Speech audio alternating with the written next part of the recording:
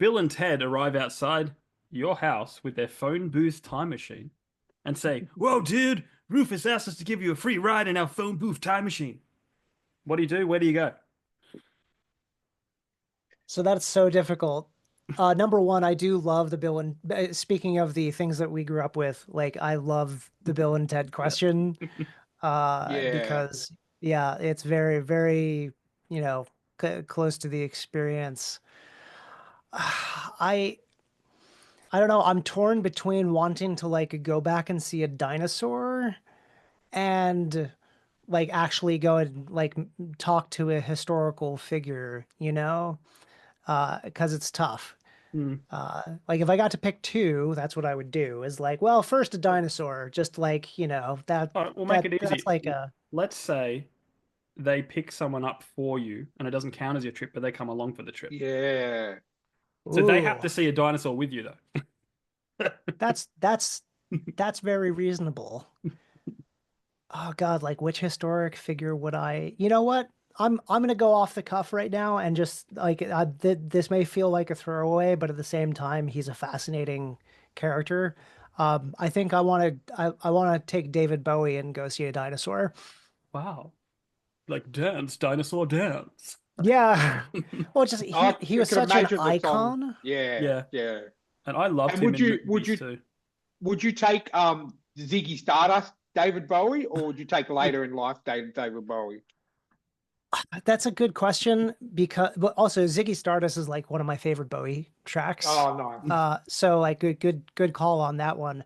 Um, I would probably take later in life Bowie because part of what I would want to do is like hear about his experience and like Ziggy Stardust was I think too early for a lot of Yeah. Yeah. his, like I mean I remember like and the song wasn't a lot of people didn't care for the song, but like later in his career and he did like that I'm Afraid of Americans with Trent Reznor and Hmm. like he did a lot of really interesting things.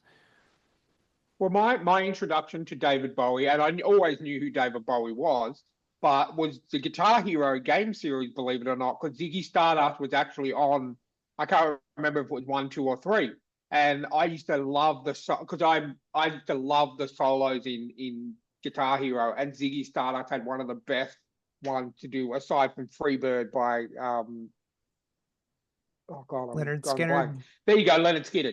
Yeah, so you get that, and that actually got me into David Bowie, and then I went back and obviously listened to his collection, and I thought, okay, so that's why I'm a massive fan of Ziggy Stardust as well, because the amount of times I've played that on Guitar Hero is phenomenal. And David Bowie, I feel like he has three different eras, and it's like three different musicians you're listening to over his career, but it's the same guy, and not many people can do that. So 100% behind David Bowie. I think he'd have some really cool stories. And if you're riding on the back of a T Rex while he's telling you those stories, why not? Oh, that's awesome. I think I'd want to, just thinking of this now, I'd go get George Washington because George Washington wouldn't have known what a dinosaur was. The word wasn't invented even then. Yeah. And just, well, come on, we're going for a trip, George. I just think he'd come back and just be like, what? You know? I like I that mean, I, your choice is to pick someone who you would to just blow their mind. Like Yeah, for no other reason, I yeah, just want to bring them with me to screw them up for the rest of their life. yeah.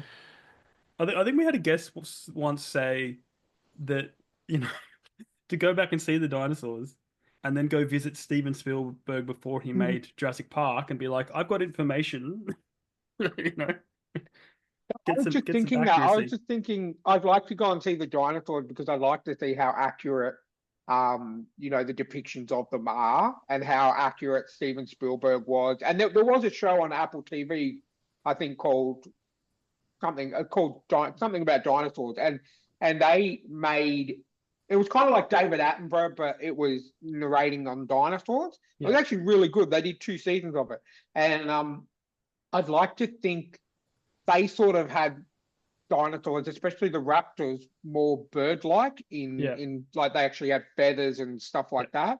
So I'd like to go back and see what dinosaurs actually really look like, because all we yeah, can really go off is the bones and yeah, the skeletal structures of what they are. We could be completely wrong yeah. about what they look like. You know what Well, I mean? the discoveries have been a lot different since Jurassic Park. Yeah. Like the raptors at the time, I think they found similar raptors after they'd filmed them.